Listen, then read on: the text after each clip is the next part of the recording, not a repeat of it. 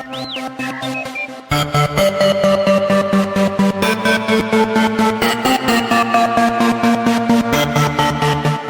Nerd Academy podcast is released weekly at 12 p.m. Eastern Standard Time, available on our website at www.thenerdacademypodcast.com and wherever you listen to podcasts. You can find the Nerd Academy podcast on Facebook, Twitter, Instagram, and YouTube.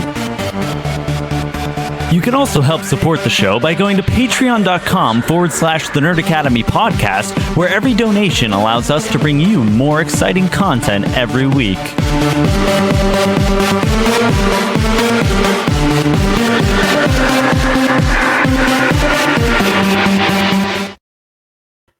Hello there, and welcome back to Knights of the Nerd Republic, the show where your favorite nerds talk all things from the galaxy far, far away. I am your host, Jarod the Dark Jedi Bachman Stubbs, and joining me is your favorite Gungan Sith Lord, Levi Baum. Well, boys. What a week. What a week indeed. If you're confused about the episode number, I implore you to go back to our YouTube feed and watch Knights of the Nerd Republic episode 62. I promise it's an actual episode. Okay. What a weekend. What? What a weekend. Yeah, we got a lot of news for you guys this week. Lucasfilm was chomping at the bit to drop some stories. I feel like this is very much a part of the there's no actual celebration this year. Got 5 bullet points here. Yeah, with the exception of the Leia Skywalker saga. I feel like the other ones were all just shit that we wouldn't have gotten until Celebration. But we're going to jump into the news from the galaxy far, far away here and start with the official cast list for the Disney Plus miniseries Obi-Wan Kenobi has been officially revealed. So, we have 2 of these people. You actually know 4. I know 4. We have Ewan McGregor, duh. Mm-hmm. Hayden Christensen, which was confirmed at the investors meeting. Moses Ingram, whom on Instagram, whenever this was announced, she reposted it with the caption, "I play with lightsabers." You can go in a couple different directions with this. She could just be, naming the most iconic thing from Star Wars, a lightsaber, as like hey, I'm in a Star War.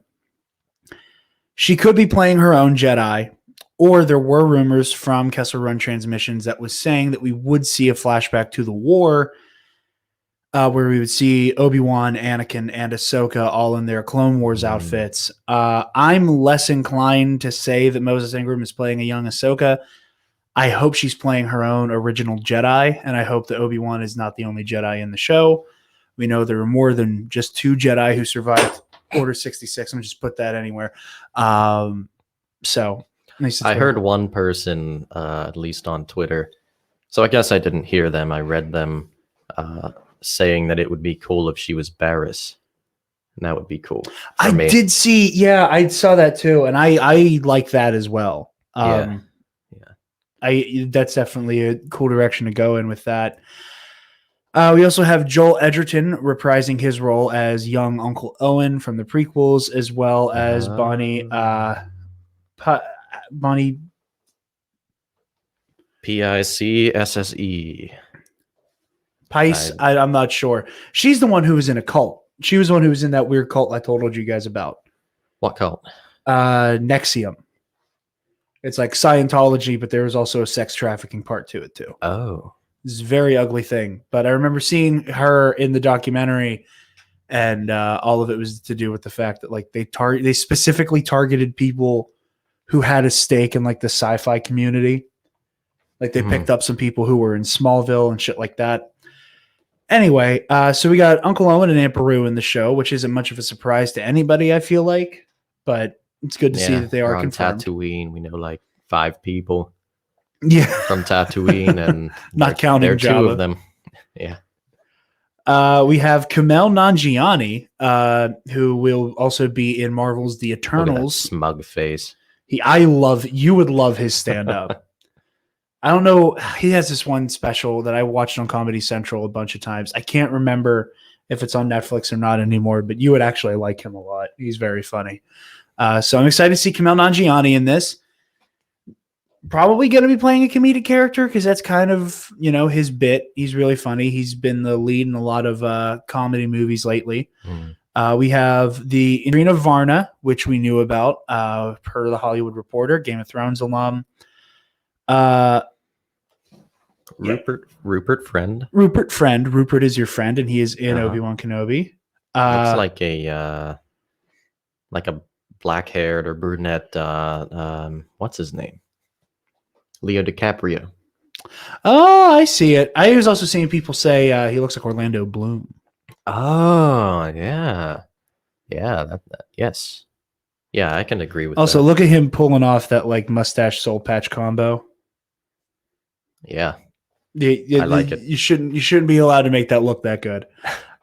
We have probably the cast member I am most excited to see here, except for Hayden Christensen. O'Shea Jackson Jr., Ice Cube's son. Really? Yeah, that is yeah. He obviously played Ice Cube in Straight Outta Compton. Very good actor. He's very funny just in general. He's a huge nerd. So it's one of those, like, I was not expecting to see O'Shea Jackson Jr. and Obi-Wan Kenobi, but I am so glad that we are. And I'm just going to put this out there. I hope he gets a lightsaber too. We also I could see him being like with one of Jabba's boys. I could also really enjoy seeing him play a scoundrel just because he's so goddamn charismatic already. I would love to see him, kind of put on like a Han Solo type character, but it would be a lot funnier. I know Kenobi is going to be based on Tatooine. And we don't know. He could leave. He could leave. Okay. I would love to see Hondo Ohnaka in live action. I want to see what they could do with that. I don't think we're going to get it in Kenobi. I don't think we're going to get it in Kenobi, but it is only a matter of time before they pull the trigger on that and put him in live action. Yeah. Who would be good to play Hondo?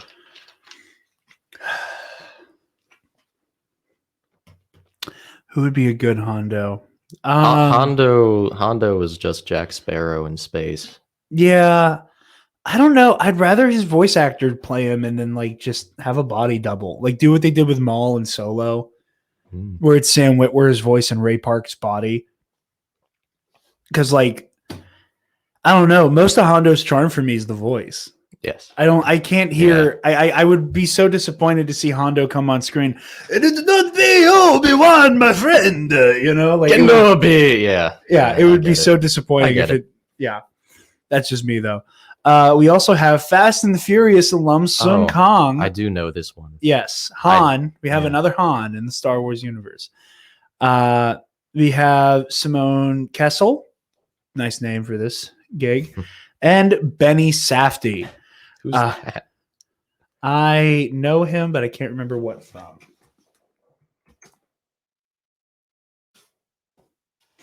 The image does not look the best on that list. Yeah, he was in Good Time with Robert Pattinson, Heaven Knows What, Uncut Gems. Okay. Yeah. Half of the Safdie brothers. Yeah, that's what I thought. So, yeah. Pardon me. So we have a really good lineup for Obi-Wan Kenobi. Obviously, everybody's still excited for Hayden. So aside from the two that were kind of a given from the investors meeting, who are you liking here? I am, well, to be honest, I don't know any of these people. I have not seen much of their work. That's fair. But I do know, I am aware of Sun Kang's existence. And Rupert Friend looks cool. So I'll be rooting for them. I do want to see who Moses Ingram is playing.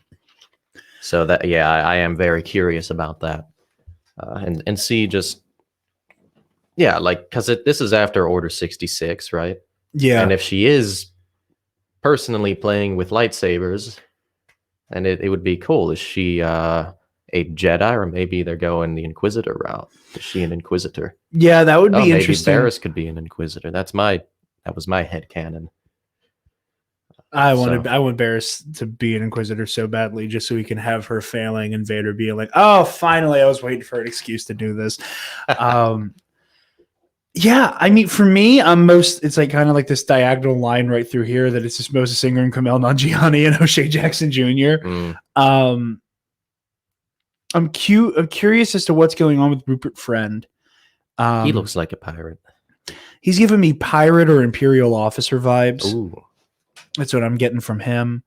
There's also the fact that like the only people on this cast list that we know for certain aren't going to be like alien-fied to the point where you don't recognize them are Ewan, technically not even Hayden, because Vader, and then Joel and Bonnie, right? Right. So like Moses Ingram could end up in however many different thousands of types of prosthetic makeup. Everybody on here could end up being unrecognizable or just a voice, you know? So that's what really piques my interest. Yeah. I was checking. I remember the eye in Kenobi whenever they first did the release was his lightsaber, and I was making sure that was still the case. It is. It is. It is. So yeah, very excited for the Obi-Wan cast. Nanjiani with that smug bastard look. He's so funny. He's so funny and like kind of unassuming in his comedy too. Like he told this story. I want to say that he's from Pakistan. If I have the story, if I'm like remembering the bit correctly from his stand-up, he was at this birthday party that was like really weird and boring and nothing was going on during it. But they had this record player hooked up to this album that just went, it did not play the actual happy birthday song. It just went, happy birthday. Thank you very much. And it just played on a loop for hours. I'll YouTube it when we're done to show you. It's funny as hell. And he's funny as hell too. So I'm very excited for that. Up next, we have another really interesting story, one I want to pick your brain about. Lucasfilm is going to be reprinting some classic Legends novels with new cover art and in like trade paperback form. So it won't be a hardcover and also won't be like a tiny, you know, like soft cover. Pocket Bible. Yeah. Yeah. So these look really pretty. The first three that they've announced are going to be Timothy Zahn's Heir to the Empire, Drew Karpyshyn's Path of Destruction, both of which are books one of very iconic trilogies. So I think we can assume that the original Legends Thrawn trilogy and the Darth Bane trilogy are both going to be reprinted with this beautiful art style. And Matthew Stover's Shatterpoint, the Mace Windu novel that takes place during the Clone War. As on top of us getting Shatterpoint, we're also finally going to be getting an unabridged version of the Shatterpoint audiobook. Currently, the only versions that you can find are abridged versions of Shatterpoint, where this one will be the full Shatterpoint story. Levi, how you feeling about this first lineup? I don't know. It doesn't feel right to republish something that isn't canon. I don't mind it. I'm glad they're still publishing Legends stuff. As long as it like has that on there, I feel like the kinds of people who would be most interested in getting into Star Wars literature are the people who would already know like of the concept of canon. Yeah. And like it says in here, like, I can't remember what the actual term is, like something like iconic legends or whatever. Yeah, the Essential Legends collection is the line this is under. So I'm very curious. Are there any like Legends books off the top of your head you're hoping to see get this treatment? Plagueis, Same. the obvious one. Yeah. Yeah, I just want to see the art for Yeah. Plagueis because these are gorgeous. And I'm really They are. hoping. Baines is very interesting. What was that? Baines is very interesting. Yeah. What I won't be surprised by is if at the very least for the Thrawn one, it's kind of like the current reprint of the Thrawn trilogy that like you're supposed to put them all together and it's one massive mural. Mm. I would not be surprised if both Heir to the Empire and Path of Destruction both are supposed to kind of like join together, and like maybe the second book will have Zana on it Ooh. Yeah. for Path of Destruction, and like Heir to the Empire, like it'll like spread out and like Han and Leia and shit will be on the other two. Shatterpoint excites me. I've read a little bit of Shatterpoint. I haven't read the whole thing, and it was a very long time ago. But I'm very excited to get to, either read it or listen to the full audio version. Really hoping for the sake of this podcast and the amount of times we make jokes about it, Labyrinth of Evil gets a reprint. Just so we can just put it back here as part of the bit so that we can just open it up and talk about the true pitch for the Sithcom. I wonder if they're going to republish the Revenge of the Sith novel. I wonder if that one isn't too convoluted to try to take a swing at. Is that Legends? I can't tell how canon the older novelizations are, especially the Revenge of the Sith one. There's some like weird shit in there that I just don't know what you try to do with it. There's the fact that in the novel, Obi-Wan does not cut off all of Grievous's arms. One of the arms he catches during the fight and just snaps in half like a twig. Okay. So I don't know if they would. I don't know if the novelizations of like some of the movies are not canon. I know the sequel trilogy novels are. Okay. Yeah. Right. Because that's like the easiest to work around. Yeah. But Revenge of the Sith is just so big that there's so much stuff that gets addressed in there that I'm not sure if all of it's treated as canon. So if it is under the banner of Legends, technically, I would very much like to see Revenge of the Sith get this treatment. Just thinking of books that would look pretty, Darth Maul Shadow Hunter, which also recently got reprinted. But I feel like this art style, it just looks so beautiful. I want to see what they do with Shadow Hunter. Kenobi,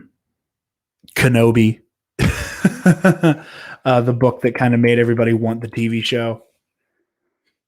So yeah, really cool stuff. I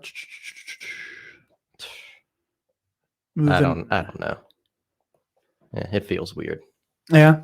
It feels weird. It feels weird that Disney is making money off of things it didn't create. I mean, on the bright side, there's no way they could have done this without the original authors getting a bump. That's true. So it makes me happy to see authors who, regardless of how recently they did a Star Wars, are getting money for their Star Wars still. I do like that, but I don't know, just like the very first sentence in this article. I don't know, I don't like it. When Disney reset the Star Wars canon, the old canon didn't die. Yeah, it did.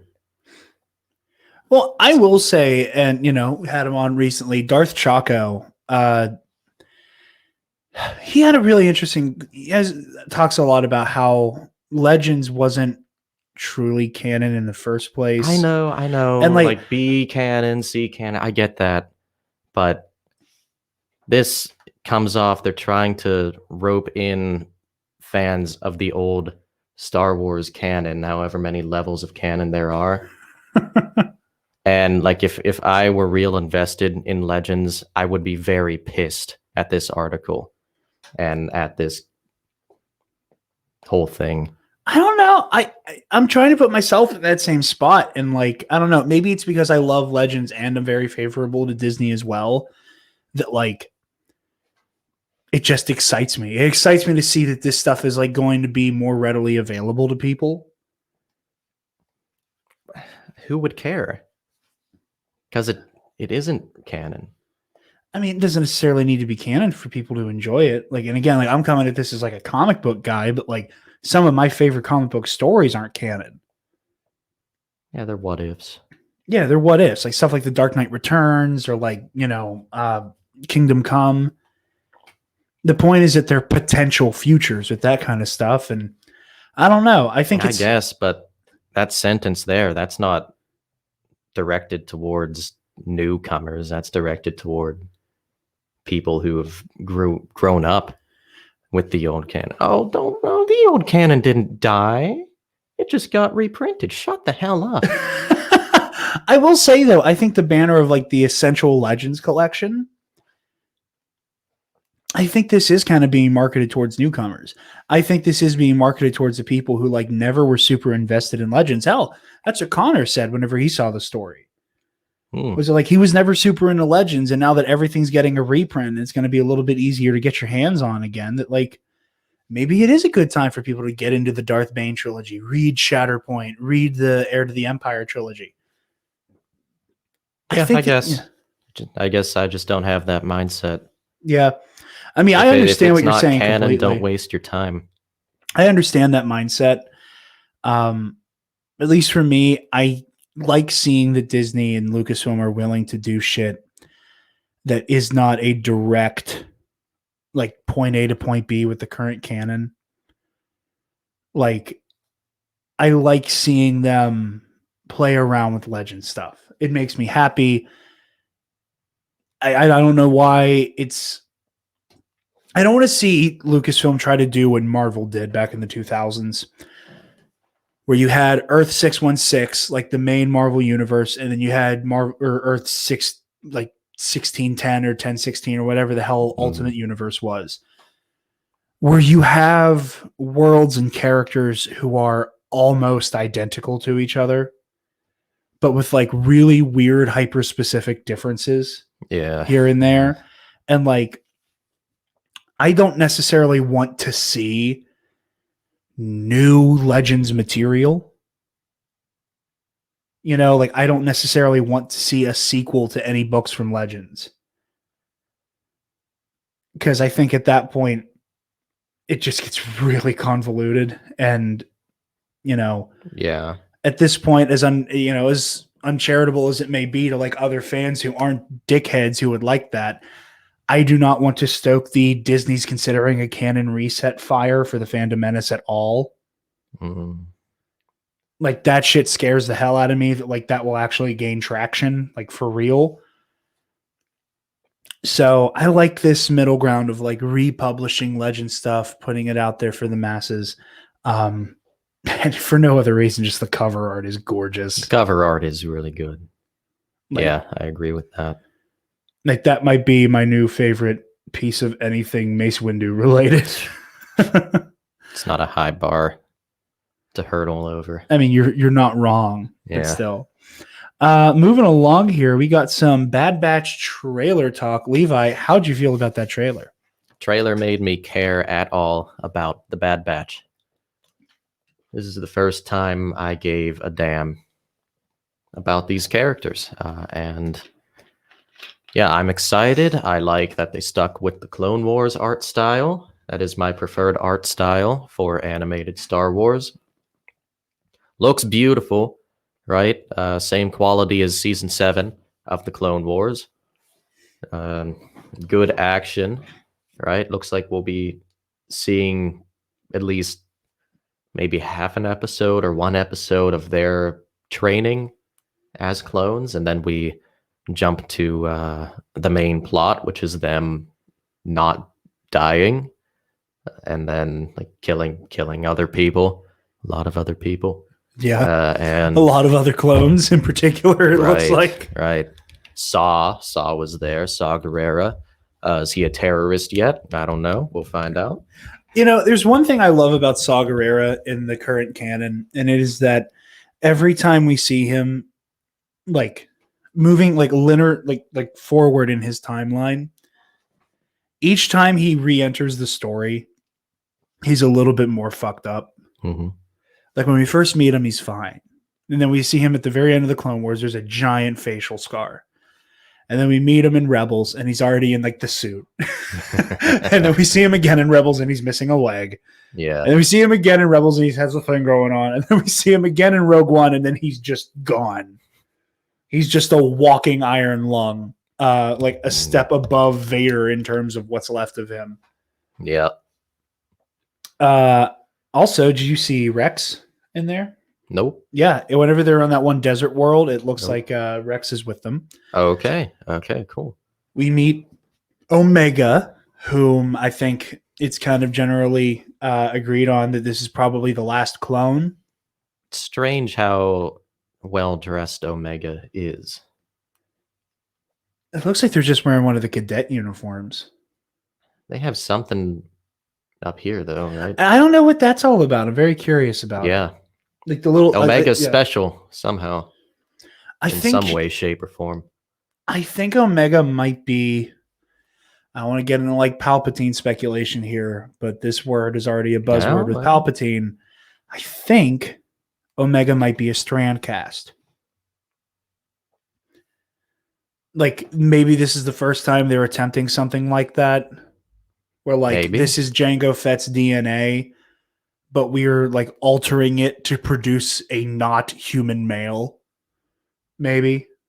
Because I think Omega's a girl. I couldn't tell if that was like... I have no idea what Omega is. Neither do I. I'm not sure. Like I've seen people talk, like refer to her as a girl on Twitter. But also like it's a cartoon and like most little boys are played by women, so you can never tell. True. You know, Naruto is the crazy principal from that one Disney show, which I see on social media from time to time. Recess? No, she was like in like a live action Disney cartoon or Disney show, and she was like some like wacky zany principal or whatever. Her name? I should know this. You're losing your weep card, Levi. What I was also interested in, and I didn't notice this until the second time, it looks like they might. Obviously, they're on Coruscant, but that scene where they're in the ATTP tank, walker, whatever.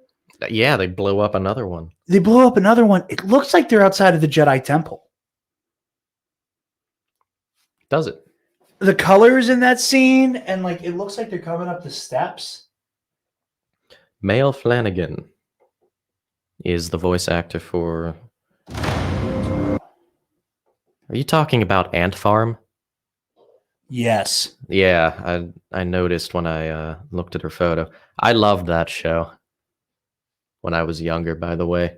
Ant Farm is one of the better Disney shows, and I'll die on that hill. Okay, so Rex. Yes. Okay, yeah, that is Rex. Have ended.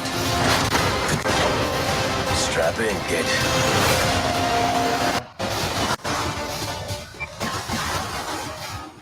Lone wars have ended. I don't like the bow. I don't like the bow. They're at the Jedi Temple. And it looks like that shootout with the ATTPs happens at the temple. Huh. Are they blowing up the temple? Destroying the temple? I don't know. It's a temple. Well, I also can't tell like where this is because it looks Jedi Temple-y, but it could also be like the Senate building or it could be another planet because I'm not sure what's up with these statues. Yeah, I'm not sure it's the Jedi Temple. Because at first I did, and then I paused it here and I'm seeing these statues, and now I don't know what to expect. What are those praying mantis looking statues?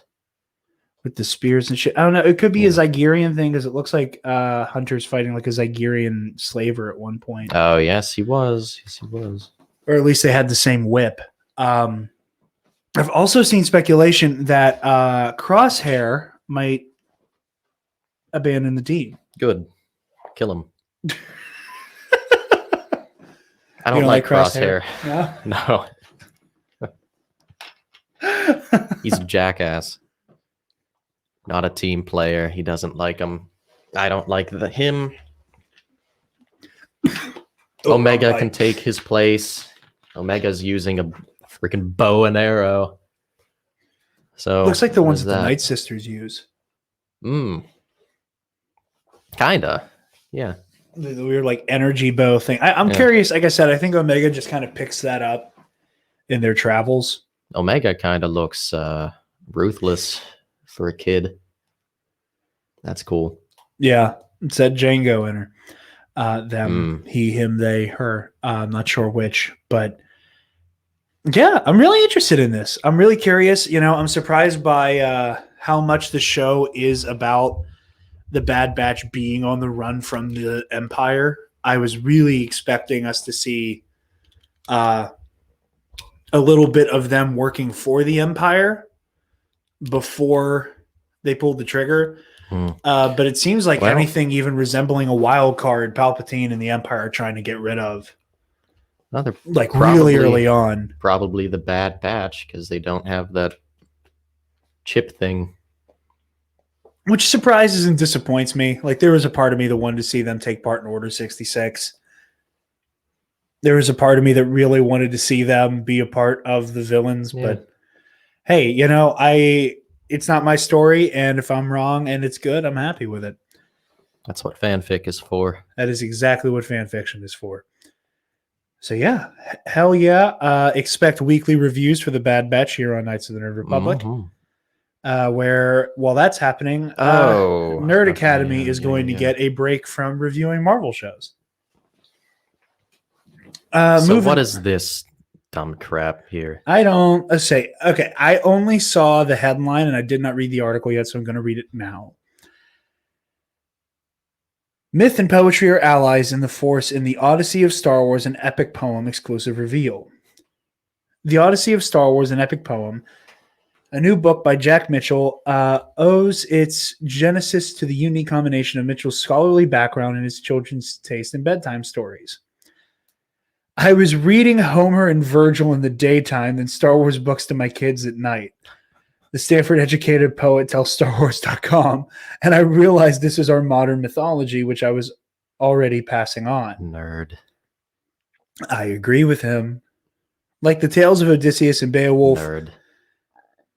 They have come before. That's the name of the network. We are scholarly nerds. That's the point.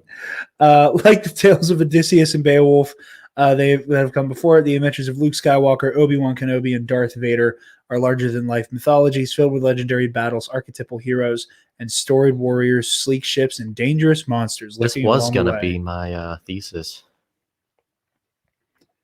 It was. I know. I still wish you did it, because then you could have been like, boom, and they published a book right after I submitted it. But more I was looking into it, the less I could make it into a history paper. Oh, it was more like a sociology or psychology. That's so fair. I had to dump it. Alongside illustrations inspired by the Terracotta art symposium, synonymous with Greek antiquity. That caught me off guard. Mitchell uses the ancient literary form of epic poetry to put a new spin on the Star Wars saga. StarWars.com is thrilled to reveal the cover art from it. I think that looks neat. Yeah. I dig it. It's okay. It is Greek. I have never been a fan of Greek mythology, classical Greek. Nah, not my cup of tea. But that's fair. No, I get that. Even Beowulf. It mentioned Beowulf. Not a fan of Beowulf either. Hot take, Beowulf is a Mary Sue. I really like seeing it's Star Wars but type stuff. Like I love the Shakespearean Star Wars. Lexi and I both have been going on a little bit of a rampage collecting the books now. Oh, really? So whenever we all went to Barnes & Noble, she picked up The Rise of Skywalker, and I picked up The Last Jedi. I do remember that, yes. Then she was out with another friend, and I think she then picked up The Force Awakens. Oh. And then had to be talked out of also getting The Phantom Menace. I want to go back to Barnes & Noble because I want to clear out their whole Shakespeare Star Wars section. That is on my list of things that I really want, but I'm not going to order it online. Oh. Okay. That's my rule is that if I'm getting a Shakespeare Star Wars, I have to buy it in the room and leave with it. Mm. The way Shakespeare would have wanted me to. But yeah, back to the article. What I like about poetry is it's portable. A trilogy in your pocket, Mitchell says. I think the movies turn us all into poets. We leave the stories together as we watch it. We hear echoes and allusions. That's why they're always fresh. This long poem is just me putting into words the way I watch them. Beginning with Rogue One, a Star Wars story's rebel heist on Scarif to secure the plans of the Death Star, and continuing through the climax of Star Wars Return of the Jedi, the Odyssey of Star Wars, an epic poem, presents the greatest myth of the 20th century like we've never seen it before, as it would have been told nearly 3,000 years ago. So yeah, interesting choice. I wish it was just the whole saga. Yeah, starting with Rogue One, and then Ending with Jedi. yeah. If anything, I think it would be more interesting if you truly make Luke the focal point of it and go from A New Hope to Last Jedi.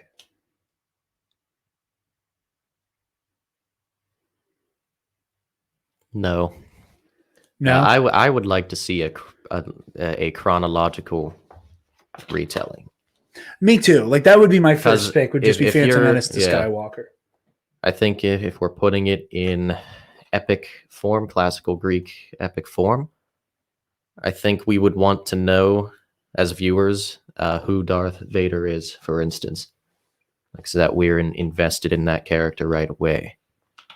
And then you throw in Luke, right? He's the second attempt, right? He has to succeed where Anakin failed.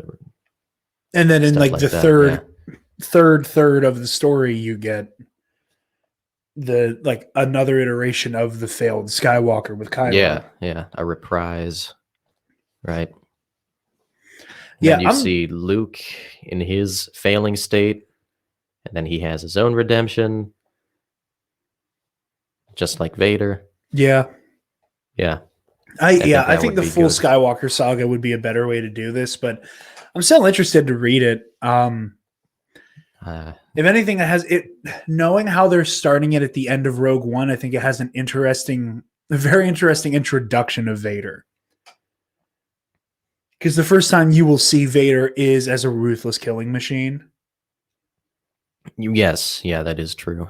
And then Yeah. you get to have, it will literally start with the hallway and then end with, "Tell your sister you were right. You were right about me." I think that's an interesting decision there for the story to kind of be bookended by. Yeah, it's not bad. It Yeah. isn't bad. I would still prefer we grow up with Anakin and then. I agree. Mhm. I agree with you completely. Last little bit of news to cap off the episode, ladies and germs. We have a delay. Lego Skywalker Saga has been delayed indefinitely. We got an official statement from Traveler's Tales. All of us at TT Games are working hard to make Lego Star Wars The Skywalker Saga the biggest and best ever Lego game, but we're going to need more time to do it. We won't be able to make all our intended spring release date, but we will provide updated launch timing as soon as possible. I think that this is a good move. Yeah. Take your damn time with these types of projects. We all saw how Cyberpunk turned out, where you give a deadline before you're ready and you keep pushing the deadline back. And then you end up with a no-win scenario where either you can keep delaying or you can drop an unfinished game, which results in mass pandemonium, right? So I'll happily Don't wait. release an unfinished game. Please don't. It would be really disappointing to see this go the way of a Cyberpunk. Yeah. Or name a Sonic game. I'm not familiar enough with that franchise to know how often that's happened. So, yeah, I'm Yeah. excited for it nonetheless. I want them to just keep dropping trailers. I get excited for Lego trailers. It makes me feel like a little kid again watching the old Lego trailers that used to come out. I really like Lego Star Wars. It's just good fun, right? Yeah. Yeah. That's why I can't wait for it to come. Like, I'm excited for whenever it comes out, but like I'll happily wait. Like I have my Switch now, and I made myself a promise. I'm playing it on Switch. That's right. You do have a Switch because it was your birthday, right? No, I got myself the Switch. Oh, yeah, that's right. Travis and then Lexi you got got me a Pokemon, game for birthday. Yes. which I'm loving, by the way. Sword and Shield. Sword, yeah, I'm having a very good time Okay. with it. Nice. Having a good time. But yeah, stay tuned for updates on Lego Star Wars: The Skywalker Saga. Anybody from TT Games, in the off chance that any of you are listening to this, don't rush yourselves. We are very happy to see that you're taking your time with a project we are all very excited for. With that, I think that is all we have for you guys this week. Levi, where can the lovely people find you, sir? Lovely people can find me at Levi_Baum. That's BAUM on Twitter. Jared. Yes. Where can they find you? You guys can find me on Twitter and Instagram at DarkJedi2552, and you can find the Nerd Academy podcast on Twitter, Instagram, Facebook, YouTube, and on our website, www.thenerdacademypodcast.com, where if you're feeling generous, you can donate to our Patreon page. Speaking of our patrons, thank you to our $10 alumnus, Case and Brion, the Waffle Wizard, Delta 9, and Zach Knaus. You guys help us make the content that we love to produce. Be sure to also consider the $5 tier of our Patreon, where you get exclusive access to our Patreon exclusive content. We have our Knights of the Nerd Republic Versus series. We just published our Executor Cedrus versus the Grand Inquisitor episode, as recommended by one Levi Baum. I have an idea. Yes. May 2-1. I guess that would be spoiling. Yeah. Yeah. If I tell them, they won't subscribe to the $5 tier. Better do that. You should do that. Maybe I should do that. You could do that, and May's will be Galen Merrick versus Mara Jade. So, hey, very excited for that the one. battle of the non-canon Jedi. Battle of the non-canon Darksiders turned Jedi. One was Sidious's lackey, the other was Vader's. Yep. Which we have a similar dynamic going on with Cedrus and the Inquisitor as well. Lots of that going around this season. We also have Heroic History 101, where Travis and I talk about older comic book stories. For March, we did April. No, it was technically February, but it uploaded in March because we're really bad about when we do Heroic History, but you still get it once a month. We did Volume 1 of Nick Spencer's Sam Wilson Captain America. That already has some important ties to Falcon and the Winter Soldier. And for March/April, as a final celebration of the Snyder Cut, we're doing the new 52 version of the coming together of the Justice League. You also get the audio commentaries from Nerd Academy Movie Club on the $5 tier as well. Go ahead and click the student store link on our website to get access to our TeePublic and get all manner of Nerd Academy merch goodies. You can get the pillow that is very warm at the moment. You're welcome. Yeah, be sure to like, comment, and subscribe.